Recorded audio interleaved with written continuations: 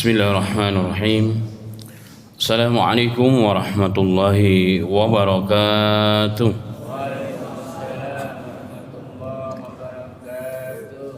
Alhamdulillahilladzi nazzala furqana ala abdihi liyakuna lil alamin nadhira. Alhamdulillahilladzi lahu mulkus samawati wal ard wa lam yattakhidh walada wa lam yakul lahu syarikun fil mulk wa khalaqa kullu syai'in wa qaddarahu taqdira. Allahumma salli wa sallim ala habibina sayyidina wa maulana Muhammadin sallallahu alaihi wasallam wa ala alihi wa ashabihi ya tayyibin wa tahirin wa man sanna bi sunnatihi ila yaumiddin. Yaqulu Allah tabaraka wa ta'ala ya ayyuhalladzina amanu kutiba alaikumus siyam kama kutiba ala alladhina min qablikum la'allakum tattaqun. Wa qala Nabi sallallahu alaihi wasallam man shoma ramadhana wa fi riwayatin man qama ramadhana imanan wa ihtisaban ghufira lahu ma taqaddama min dhanbihi aw kama qala sallallahu alaihi wasallam. Amma ba'd. Alhamdulillah summa alhamdulillah ma'asyiral muslimin wal muslimat jemaah salat subuh Masjid Al-Istiqamah yang sama-sama mencari ridha Allah Subhanahu wa taala, bersyukur atas segala nikmat karunia hidayah Allah, taufik Allah Subhanahu wa taala sehingga dapat menjalankan ibadah di bulan suci Ramadan pada tahun ini dan salat subuh pada hari ini, kemudian duduk dalam menjalankan satu di antara kewajiban seorang muslim kepada agamanya yang ditolabul ilm dengan aman sentosa, tidak ada halangan apapun. Dan kita berdoa kepada Allah Subhanahu wa taala semoga Allah istiqomahkan kita hingga akhir hayat kita. Dan kita juga berdoa kepada Allah semoga rudal Iran dan Amerika tidak sampai ke Indonesia. Amin ya rabbal alamin. Salawat dan salam tidak terlupa teriring kepada Nabi kita Muhammadin sallallahu alaihi wasallam dan kepada seluruh ahli keluarganya, sahabat-sahabatnya dan orang-orang memperjuangkan agama dan sunnahnya hingga akhir masa. Semoga kita termasuk di dalamnya. Jemaah sekalian yang sama-sama mencari ridha Allah, kajian di pagi yang berbahagia ini amalan perisai syaitan yang ke-16 yang sebelumnya kita bahas tentang tidak memelihara anjing dengan segala hal yang terkait dengan urusan itu ya, termasuk masail fiqhiyah telah kita bahas. Dan hari ini kita masuk kepada pertemuan yang ke-16 dalam kajian ini atau dalam tema ini, tetapi masuk poin yang ke-31. Masuk poin yang ke-31, sudah cukup banyak Masya Allah. Tinggal mengamalkannya yang belum. Yakni di antara perisai agar kita tidak diganggu dan ada celah syaitan menguasai kita adalah tarku atau inhidari anisihir, meninggalkan dan menjauhkan dari sihir. Jadi ilmu sihir dengan segala turunannya itu adalah pintu terbesar masuknya mereka menguasai manusia. Dalilnya sangat banyak dalam Quran dan hadis dan athar sahabat. Di antaranya hadis yang ma'ruf adalah surah Al-Baqarah ayat 102. Di situ berkisah tentang bagaimana awal mula syaitan menguasai manusia dan awal mula ilmu sihir diajarkan. Tapi kita tidak bahas seluruh ayat dan kita tidak masuk kepada bab tafsirnya. Kita hanya ingin mengambil potongan ayat tersebut sebagai dalil apa yang sedang kita bahas. Allah berfirman, "Wa ma kafara Sulaimanu walakinna syayatina kafaru yu'alimunan nasa sihra." Di zaman Nabi Muhammad sallallahu alaihi wasallam, ketika Nabi Muhammad sedang berkisah tentang seorang nabi yang rakyatnya atau kekuasaannya bukan hanya meliputi seluruh dunia. Jadi dalam kitab Tadhkirah Al-Imam Al-Qurtubi dan juga dalam beberapa riwayat yang lain, di dunia itu ada 4 manusia yang pernah menguasai dunia secara mutlak. 2 muslim, dua kafir, dan nanti yang kelima itu belum muncul, itu Imam Al-Mahdi. Nah, dua muslim di antaranya adalah Nabi Sulaiman alaihi salatu wasalam. Dari timur sampai barat itu di bawah kekuasaan Nabi Sulaiman, bukan hanya manusia, bahkan jin. Bahkan segala hal yang di muka bumi ini semua tunduk dan patuh dengan perintah Nabi Sulaiman. Kalau hari ini Indonesia bangga dengan wush katanya, yang ternyata bukan untung tapi buntung negara ini. Kecepatannya katanya luar biasa.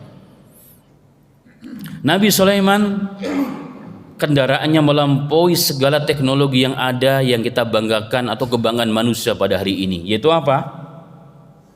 Rih, angin. Masya Allah, angin itulah kendaraan Nabi Sulaiman. Kemana Nabi Sulaiman mau, maka dihantarkan dengan angin dengan secepat kilat. Belum ada teknologi yang sehebat itu.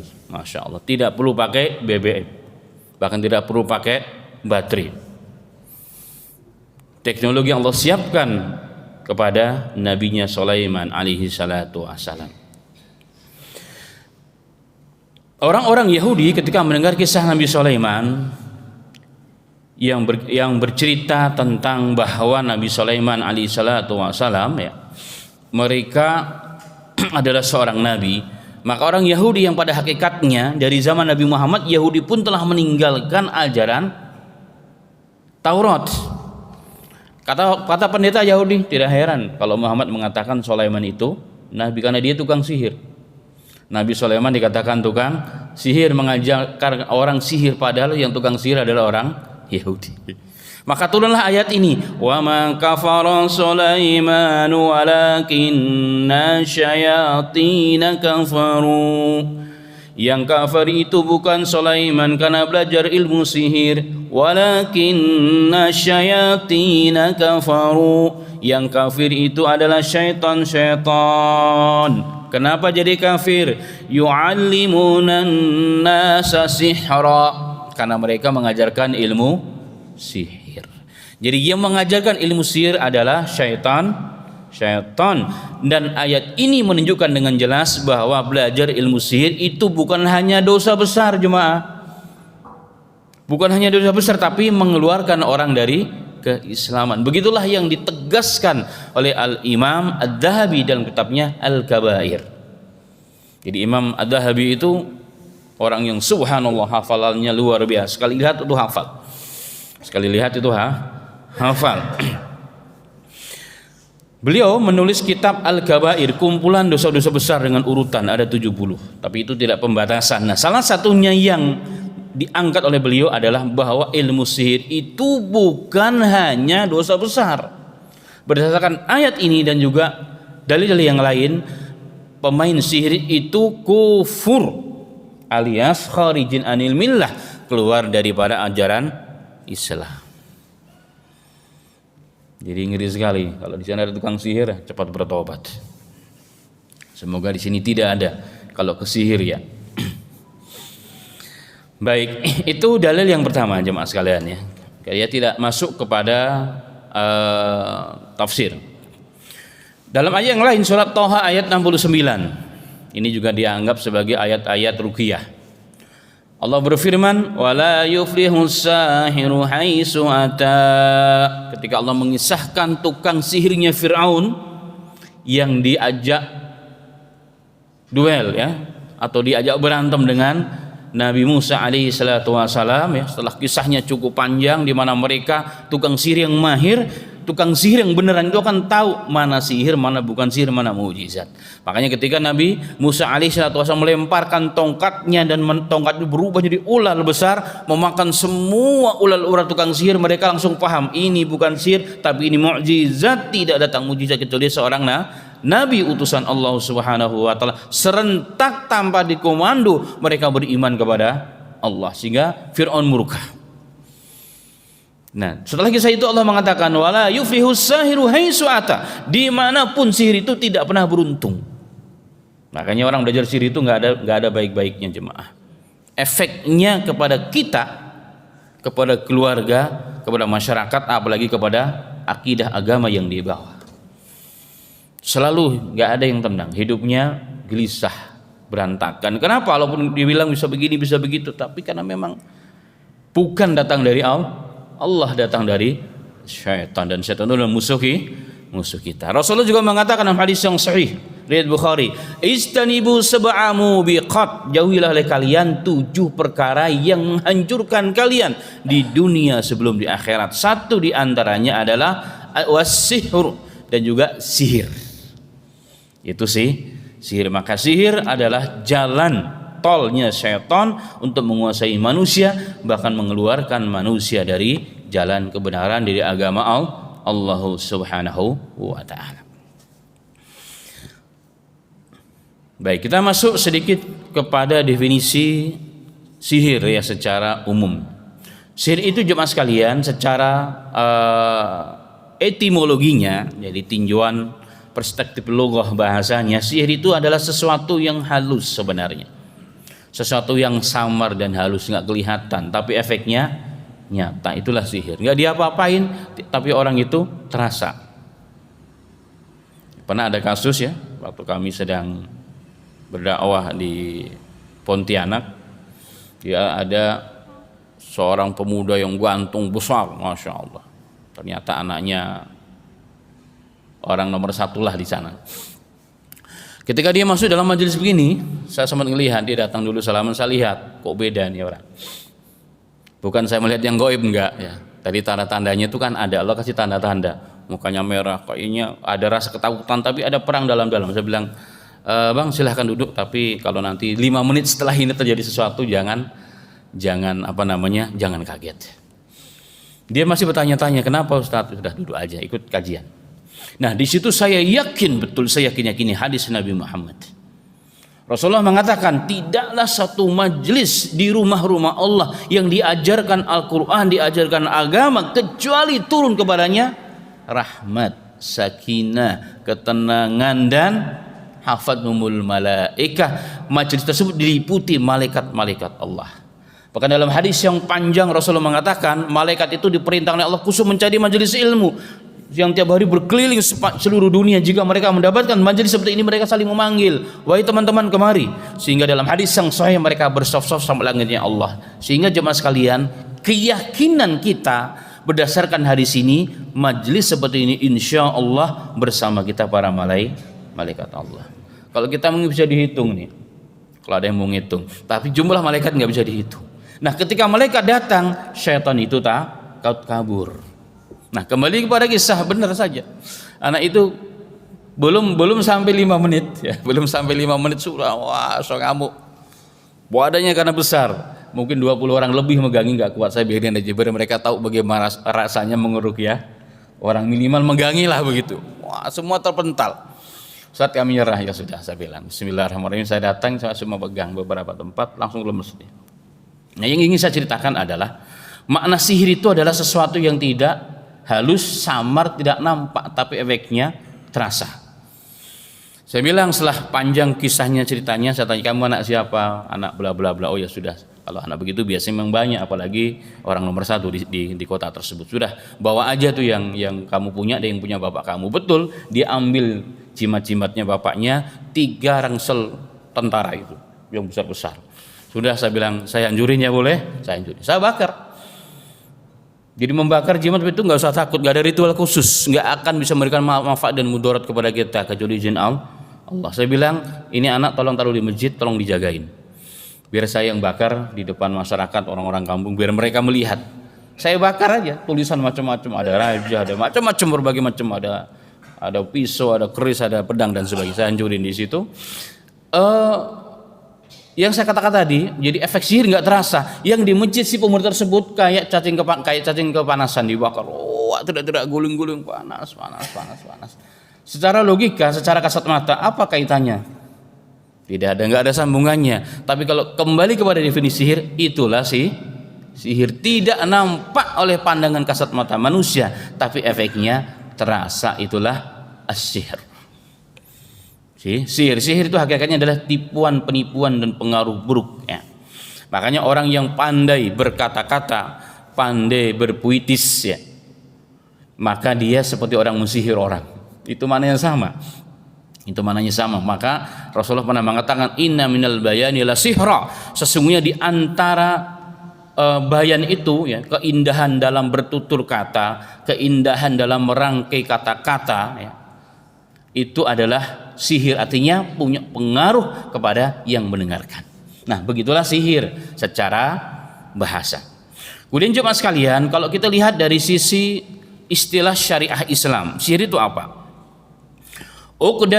Uqatun wa rukha wa kalamun yatakallamu bihi sahir aw yaktubuhu aw ya'mal syai'an wa yu'athiru fil batni mashhur aw qalbihi aw aqlihi min ghairi mubasyaratin lahu. Jadi sihir itu sesungguhnya adalah ikatan, disebut dengan bukhul. Sihir itu enggak akan terjadi kalau enggak mau nyihir orang kecuali pakai medianya adalah ikatan, namanya bukhul. Nah, itu biasanya diambil dari sesuatu yang bersinggungan langsung yang paling kuat dengan orang yang objek yang mau dituju. Bahkan Nabi Muhammad sendiri disihir dengan apa? Melalui rambutnya. Maka saya sering sampaikan, hati-hati di zaman kayak begini, jangan suka pasang di status kita, foto kita, cucu kita, anak kita, bahaya. Efek buruknya sangat bahaya. Satu di antaranya adalah itu. Ya, selain banyak hal ya, ini dari sisi tinjauan bahasan hari ini itu juga sangat tidak baik. Itu pintu celah yang sangat kuat, jemaah. Itu menurut syariat. Sihir itu apa? Itu adalah ikatan, bukhul yang kemudian diberikan jampi-jampi. Ruqyah ini kan jampi-jampi. Cuma kalau jampi-jampi sihir, jampi-jampi yang tidak syariat. Kadang-kadang ditulis dengan raja-raja yang memberikan efek kepada badan atau orang yang menjadi objek yang dituju, atau kadang-kadang pengaruh kepada hatinya, tidak tenang, gundah gulana, atau pikirannya kadang-kadang seakan-akan melakukan ini padahal belum melakukan, seperti Nabi Muhammad SAW min ghairi mubasyiratin lahu, tanpa menyentuh, tapi efeknya terasa. Dan itulah makna sihir, jemaah sekalian rahimani wa rahimakumullah. Tadi saya katakan bahwa sihir adalah pintu syaitan yang sangat kuat, dan negara Kesatuan Republik Indonesia ini punya sejarah yang cukup panjang yang melatar belakanginya dulu bahwa bangsa ini sangat dekat dengan hal yang berbau mistik sampai hari ini. Ya, sampai hari ini lintas sosial dari orang bawah sampai orang itu paling atas, tidak ada bedanya. Makanya kenapa Indonesia tercabut barokahnya, salah satunya sebabnya adalah itu sangat dekat ya. Terkadang orang-orang yang ahli begitu disematkan dengan orang pintar, yang lebih celaka kiai. Allahu akbar, la haula wala quwata illa billahil azim. Saya pernah datang pada orang yang mengirim pasien sihir, bahkan punya pondok pesantren, sholatnya, tapi saya lihat sholatnya nggak benar, sholatnya masya Allah, haula wala quwata illa billah. Ini fakta jemaah sekalian, ini fakta. Baik, kita masuk kepada definisi sudah ya, hukum bahwa sihir pintu celah jalan tol setan menguasai manusia. Dalilnya tadi sudah, definisinya. Masuk kepada hukum sihir. Tadi saya katakan di awal, hukum sihir bukan hanya dosa besar tetapi kufrun. Kufrun itu hukumnya ya, hukumnya adalah kufur. Jelas dosa besar, tidaklah orang itu kufur kecuali melakukan dosa besar yang sangat besar. Dan itu yang ditegaskan oleh Imam Ad-Dhahabi dalam kitabnya Al-Kabair. Beliau mengatakan dengan tegas, wa qad ra'aitu jama'atan katsiratan yadkhuluna fi sihr yadununa annahu haramun faqat wala yadruna anna sihra kufrun. Beliau mengatakan, aku banyak melihat di zamanku orang-orang yang belajar ilmu sihir. Mereka melakukan, kenapa? Mereka mengira itu hanya dosa besar sehingga gampang tobatnya. Mereka tidak tahu bahwa itu yang belajar sihir atau melakukan sihir adalah kekufuran. Kekufuran jemaah. Ya, dalilnya tadi ya sudah disebutkan di atas.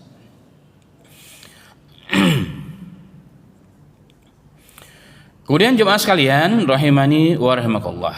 Lalu bagaimana hukuman terhadap tukang sihir? Kalau hukumnya kan jelas. Hukum syariatnya jelas. Hukum di dunia bagaimana? Jadi hukum dua. Hukum secara agama adalah dosa besar dan kufrun. Lalu bagaimana hukuman di dunia? Hukum di dunia yang mendapat menegakkan hukum di dunia ini adalah apa? Adalah pemerintah Islam yang sah.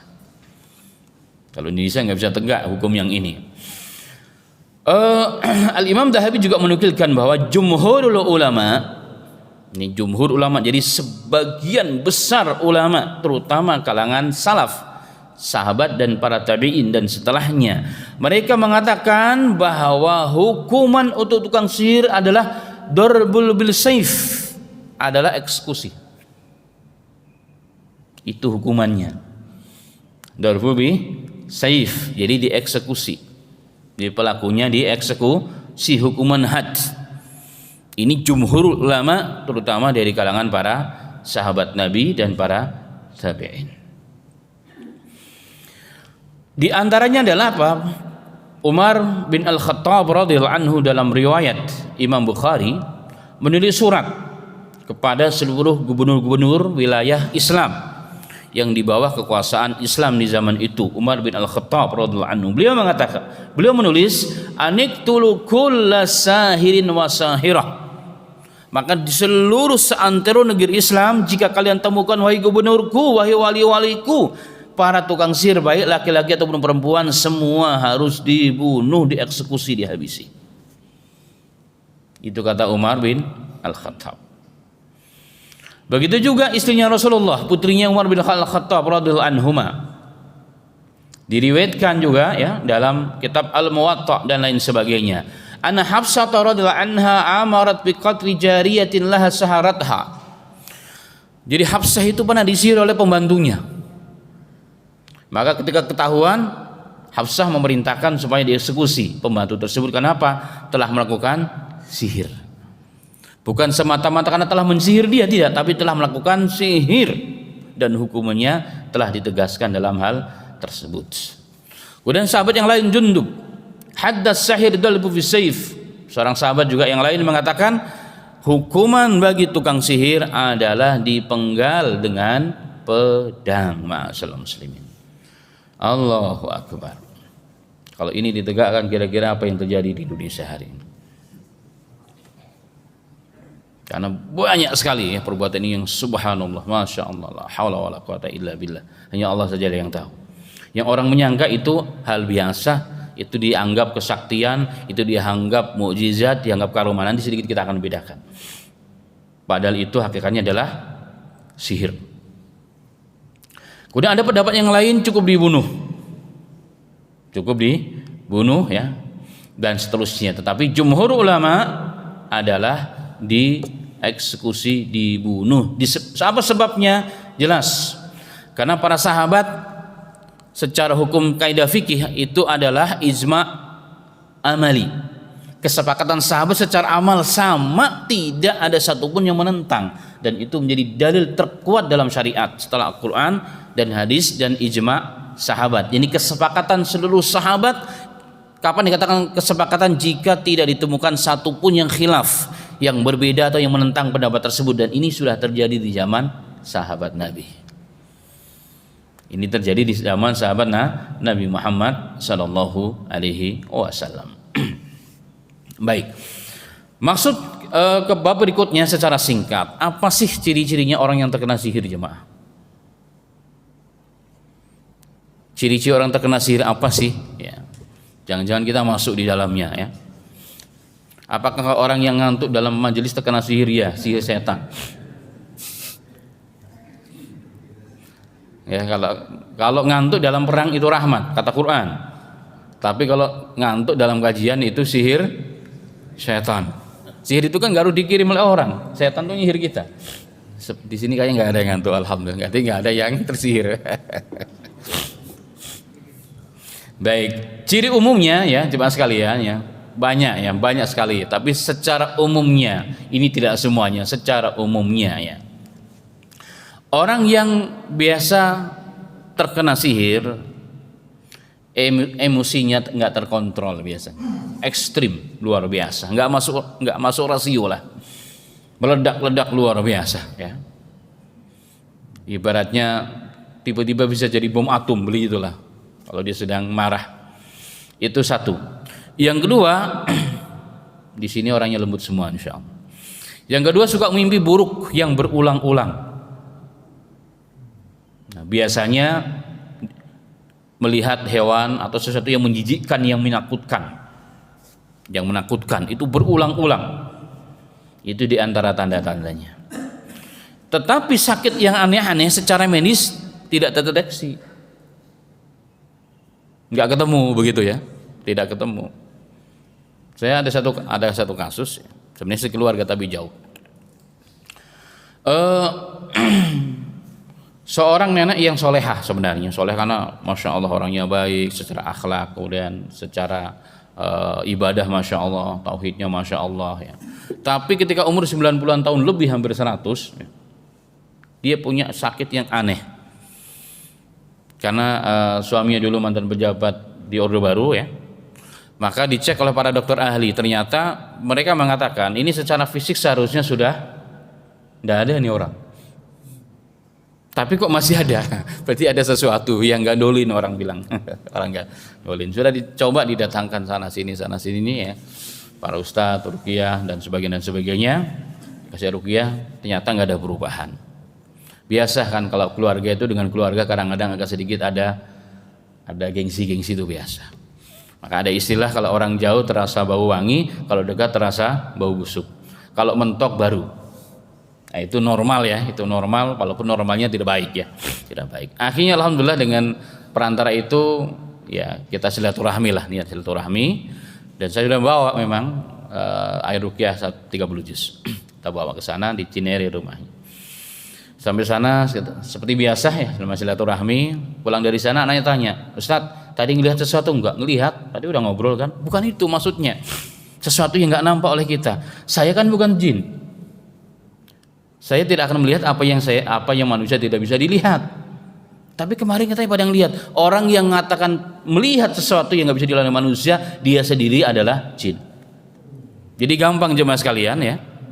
Untuk nandain orang yang pakai ilmu sihir atau tidak, pakai jin, bisa melihat, mengatakan apa yang tidak kita bisa lihat. Karena jelas Qur'annya. Huwa wa qabiluhu wa yarakum wa qabiluhu, dia syaitan dan para kaumnya melihat kalian yang kalian tidak melihat. Itu Qur'an. Itu Quran. Maka Imam Syafi'i bahkan menegaskan orang yang mengatakan melihat syaitan dalam bentuk aslinya, tafsir Ibnu Hajar, maka kami menolak kesaksiannya. Syahadatnya batal karena bertentangan dengan Al-Qur'an. Nah, kembali kepada kisah, saya bilang tidak perlu melihat begitu. Ya, saya bilang ini insyaallah tapi dia memang keturunan raja-raja dari Pulau Jawa. Kita sudah paham ya. Jadi ini juga sangat mengerikan jemaah sekalian. Efek dari khodim, istilahnya di Indonesia ya. Efek dari khodim jin itu mungkin dengan yang pertama kali membuat akad kesepakatan agak aman. Tapi setelahnya itu yang akan jadi masalah. Dan jin itu sifatnya jika telah membuat akad dengan leluhur kita, dia nggak mau lepas. Bahkan setelahnya harus ada penggantinya. Dan ini yang kemudian menyesatkan. Tidak pandang bulu, walaupun dia orang soleh, orang yang baik, tapi akan kena ini juga. Nah, ini termasuk yang kena beliau. Jadi korban nenek moyangnya. Maka saya bilang insya Allah ya, di dunia ini tidak ada yang lebih hebat daripada Al-Quran ya. Insya Allah diminum ini dengan izin Allah, Allah berikan yang terbaik. Kalau memang Allah berikan umur panjang, insya Allah segera disembuhkan oleh Allah. Kalau tidak, insya Allah yang terbaik. Alhamdulillah jemaah sekalian, apa efeknya? Hari pertama dia minum berapa? Minum bisa bilang sebanyak mungkin. Kalau memang bisa sebanyak mungkin. Hari pertama, ini nenek udah hampir 100 tahun, jemaah. Hari pertama ketika diminum badannya panasnya luar biasa. Umur hampir 100 tahun pakai AC yang paling dingin. Udah gitu tambah lagi kipas yang paling kencang. Dan nggak boleh ada lampu katanya, karena saking panasnya. Masuk hari kedua, lemes badannya semua disuruh matikan.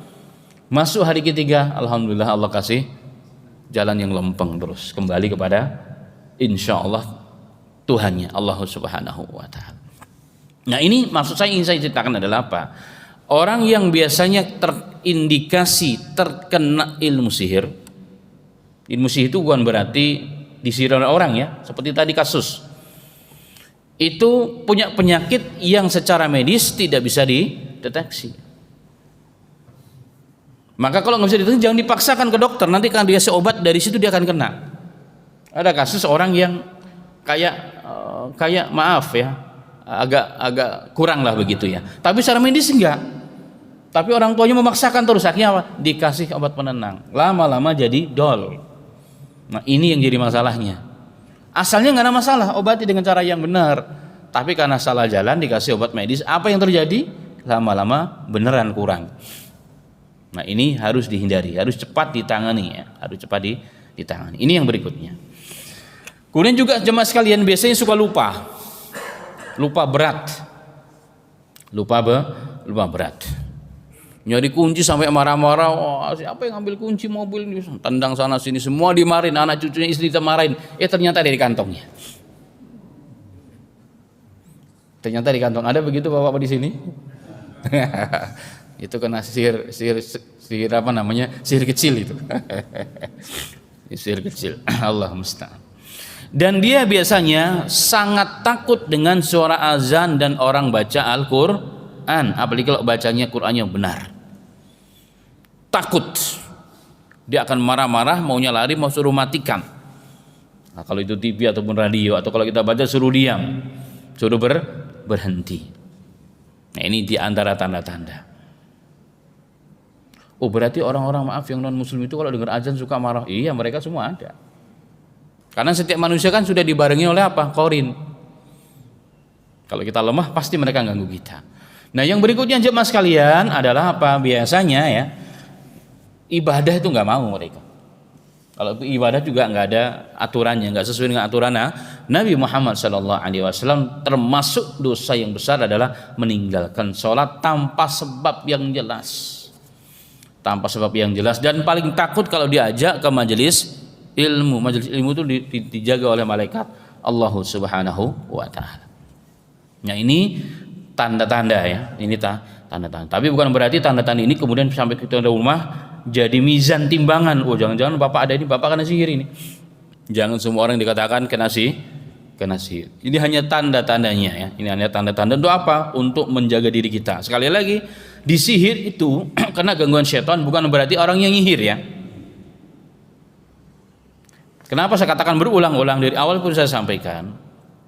Orang masuk rumah tanpa salam, tanpa doa, makan tanpa doa, tanpa adab, mereka ikut gabung makan bersama kita, tidur bersama kita. Kita dikuasai oleh mereka. Hadisnya sahih. Hadisnya sahih. Apalagi kalau mengamalkan amalan yang dianggap sebagai ibadah yang tidak ada syariatnya, itu mereka sangat kuatnya luar biasa. Kemudian pertanyaannya ya, bagaimana cara memperisai diri dari gangguan seperti itu? Mau tidak mau, suka tidak suka, kembali kepada Allah. Dengan apa? Dengan memurnikan tauhid, membenarkan akidah tawakal kita kepada Allah Subhanahu wa Ta'ala. Dan yang tidak boleh adalah apa? Meninggalkan zikir pagi petang yang sudah kita bahas. Ya, minimal yang saya sering sampaikan, ayat kursi akhir ayat Ghoroh 30 itu jangan pernah ditinggalkan jemaah sekalian, pagi dan sore dan sebelum tidur. Itu perisai yang sangat luar biasa. Itu perisai yang sangat luar biasa yang sudah pernah kita bahas. Kemudian masuk apa perbedaan antara sihir, karomah dan mukjizat? Pertama, mukjizat itu sebenarnya adalah istilah khusus yang Allah karuniakan hanya kepada Nabi dan Rasul. Itu mukjizat. Yaitu apa? Sesuatu yang di luar nalar, yang hebat. Tujuannya adalah menguatkan dakwah Nabi dan Rasul. Dan mukjizat ini turun datang dari Allah. Karomah juga sama, datang dari Allah, yang diberikan kelebihan yang diberikan kepada selain Nabi dan Rasul. Karomah-karomah para wali-wali Allah, ya kan?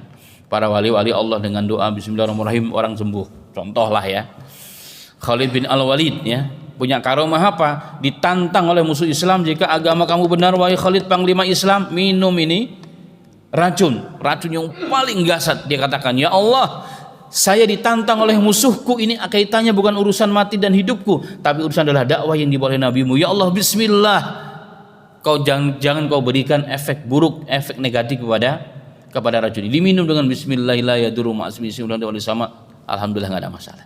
Itu namanya karomah. Itu namanya karomah. Umar bin Al-Khattab, beliau sedang khutbah Jumat di Madinah. Tiba-tiba beliau terucap dari lisannya, ya Sariyal Jabal, wahai pasukan, kalian ke belakang, lari ke belakang gunung. Orang yang duduk dalam majelis khutbah Jumat tersebut heran. Ini Umar bin Al-Khattab, khalifah Rasulullah, tiba-tiba berucap sesuatu yang nggak nyambung dengan khutbah yang sedang disampaikan. Tapi mereka nggak ada yang bertanya, nggak ada yang berani. Setelah 1 bulan jemaah sekalian, datang pasukan dari Azerbaijan, dari wilayah sana, datang kemudian ngobrol di masjid, bercerita. Salah satu ceritanya adalah apa? Kami kemarin ya, waktu kami sedang perang, hampir kurang lebih 1 bulan lah, hari Jumat, kami kalau kami nggak dengar suara itu dan mengikuti suara itu, kami pasti kalah. Suara apa? Tiba-tiba ada suara Umar, wahai pasukan, minggir kalian ke belakang gunung, kalau enggak kalian akan dihancurkan. Kamu langsung kami serempak, kami mundur. Alhamdulillah selalu kami dimenangkan oleh Allah Subhanahu wa taala. Benar kamu dengar ya? Itu kami dengar di Madinah. Itu namanya karomah. Ya, karomah Umar bin Al-Khattab radhiyallahu anhum. Dan tidak semua wali Allah itu punya karomah, jemaah sekalian. Tidak harus. Wah, kalau orang punya karomah berarti wali Allah, tidak. Tidak harus karomah itu diberikan jika Allah merasa ini orang perlu. Kalau nggak perlu, udah kuat imannya, kuat akidahnya, nggak perlu karomah. Ini kriteria syar'i menjadi catatan kita. Nah, yang berikutnya adalah sihir. Sihir juga sama, sesuatu yang luar biasa, ya, bisa terbang, bisa ini, bisa itu. Tetapi datangnya bukan dari Allah, datangnya dari syaitan. Ini yang pertama. Perbedaan yang kedua, mukjizat dan karomah itu tidak ada pelajarannya, nggak bisa dipelajari. Sedangkan ilmu sihir bisa dipelajari. Maka kalau bapak-bapak, ibu-ibu diajak, yuk kita belajar ilmu karomah, ketahuilah itu ilmu sihir. Ya, dikasih ada ilmu, kita belajar ilmu karomah, itu ilmu sihir. Saya sudah temukan banyak kejadian di lapangan. Itu ilmu sihir, karomah nggak ada pelajarannya. Kalau mau begini ada pelajaran, nggak ada. Itu semua murni dari Allah Subhanahu Wa Taala sesuai dengan keperluan hambanya untuk menguatkan Islam dan dakwah hambanya. Itu yang kedua. Yang ketiga, jemaah sekalian, perbedaannya adalah apa? Kalau mukjizat dan karomah tidak bisa didemonstrasikan, tidak bisa diulang-ulang. Kayak Nabi Muhammad, mukjizatnya cuma sekali terjadi. Yang bab itu Umar tadi cuma sekali, nggak ada kisah Umar berulang-ulang. Atau Khalid bin Al-Walid pulang ke Madinah mempraktekkan, yuk kalau nggak percaya saya akan minum lagi di sini, minum racun, nggak ada, cuma sekali kejadiannya. Kalau sihir bisa diulang-ulang, makanya ada demonstrasi, ya, pameran sihir. Kemarin di sana di sini, oh berarti itu sihir, itu bukan karomah. Ya, tidak bisa diulang-ulang. Ini murni dari Allah. Kalau sihir bisa karena dipelajari. Yang berikutnya, ma'asyiral muslimin, karomah dan mukjizat tidak bisa diwariskan. Kalau ilmu sihir bisa diwariskan kepada anak cucunya.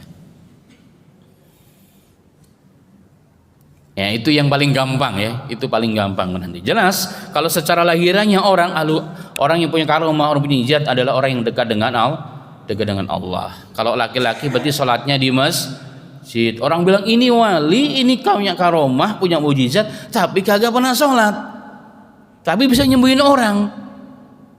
Fa'alamu, ketahuilah wahai manusia, sesungguhnya itu adalah sihir. Apalagi maaf, dia bukan orang Islam, tapi bisa nyembuhin orang, ini karomah. Bukan karomah, itu sihir. Ada satu kejadian, ya ini fakta di lapangan. Saya bercerita fakta di lapangan. Di wilayah yang cukup jauh lah dari sini, tapi di Pulau Jawa, Mas. Katakan di Malang lah, di atas Malang. Di sana itu ada seorang tokoh ulama non Muslim ya, yang bisa menyembuhkan siapa saja yang datang tanpa menyentuh. Jadi kalau orang sakit apapun ya, Masuk pintu cuma dikit. Oh silakan Pak duduk. Oh Bapak sakit ini, kemarin begini yang disahkan ini. Iya Pak, ini obatnya. Terus kasih sembako pulang. Non Muslim. Yang menyedihkan waktu itu adalah saya coba cari berita adalah seorang tokoh ulama. Kalau di wilayah sana kan kalau ngajar Ihya Ulumuddin Masya Allah sudah luar biasa ya. Beliau yang memberikan fatwa bolehnya orang Islam berobat dengan orang yang seperti ini. Saya sama diskusi 3 hari cuma 3 hari, hari yang ketiga itu alhamdulillah dengan saya bekam akhirnya dia sadar. Alasan dia adalah apa? Ilmu begini kan ilmu dari Tuhan Ustaz. Dia bilang Allah bisa kasih siapa aja termasuk non muslim. Saya bilang oh enggak begitu. Imam Syafi'i itu mengatakan, saya bilang begitu. Pengobatan itu ada 2. Pengobatan yang mubah, yang boleh, ini biasanya secara medis, yang memang secara ilmu medis bisa dipertanggungjawabkan dari sudut pandang ilmiahnya. Yang kedua, pengobatan yang disunahkan oleh Nabi Muhammad SAW. Jika di luar itu adalah berarti pengobatan yang diharamkan dan bisa masuk kepada ranah syirik. Jika dia secara medis pun tidak bisa dibuktikan, nggak bersentuhan sama sekali, mana bisa ya? Orang tanpa disentuh, tanpa dilihat langsung bisa ketahuan kalau bukan melalui setan dan sihir. Dan ini untuk menguji kaum muslimin. Saya bilang dalam dunia misionaris mereka itu orang yang paling kuat bab ini. Mereka yang menyebarkan. Maksudnya apa? Supaya masyarakat datang pada orang tersebut. Dari situ dia akan masuk. Wah, akhirnya alhamdulillah dengan izin Allah kita berdoa sama-sama ya. Beliau terbuka hatinya. Kemudian saya bilang tanggung jawab antum Pak Yai, saya bilang harus mencabut fatwa dan menyampaikan kepada orang Islam haram hukumnya berobat dengan orang yang seperti itu. Ini tak ubahnya seperti dukun, saya bilang. Dan Rasulullah mengatakan man ata arrafan au kahinan, barang siapa mendatangi dukun, Allah arin namanya orang pinter ya, maka dia telah kufur. Apabila datang dan membenarkan perkataan tukang sihir tukang dukun tadi, membenarkan perkataannya, dia telah kufur dengan apa yang dibawa oleh Nabi Muhammad sallallahu alaihi wasallam. Oh, yang pertama tadi nggak diterima salatnya. Yang pertama tidak diterima salatnya, yang kedua kufur dengan Nabi Muhammad jika membenarkan. Ini tidak ada ubahnya jemaah sekalian. Nah, ini fakta ya, ini fakta. Karenanya jemaah sekalian rahimani wa rahimakumullah, maka bab ini adalah bab yang luar biasa di tanah air kita. Ya, di tanah air kita, apalagi kalau sedikit ke daerah, bahkan di Jabodetabek pun kalau agak sedikit ke daerah sedikit ya, agak minggir begitu, ini bab yang sangat sensitif, yang sangat luar biasa, dan masih orang itu belum bisa meninggalkan. Dan padahal ini pintu yang sangat kuat bagi syaitan untuk menguasai manusia. Ada satu hadis jemaah sekalian, ternyata Nabi Muhammad pernah kesihir. Ini hadis sahih yang kemudian dijadikan oleh orang talis untuk memborbardir Nabi kita Muhammad sallallahu alaihi wasallam. Mereka mengatakan tuh Muhammad aja sihir. Jangan-jangan waktu mengeluarkan hadis, mengeluarkan ayat Quran, dia sedang sihir, bukan dari Allah, bukan dari wahyu, tapi dari Nabi Muhammad sendiri. Karena hadisnya sahih. Jadi Nabi Muhammad SAW pernah terkena sihir, tapi pengaruhnya hanya kepada beliau seakan-akan melakukan sesuatu tapi belum melakukan. Nggak lebih daripada itu. Ini hadis Aisyah radhiyallahu anha.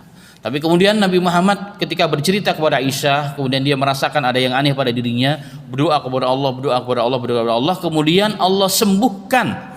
Dengan apa? Didatangilah dua malaikat yang meruqyah Nabi Muhammad. Nabi Muhammad sedang tidur, datang malaikat, kemudian diruqyah oleh malaikat dan memberitahu siapa yang menyihir, dengan apa sihirnya dan di mana bukhulnya.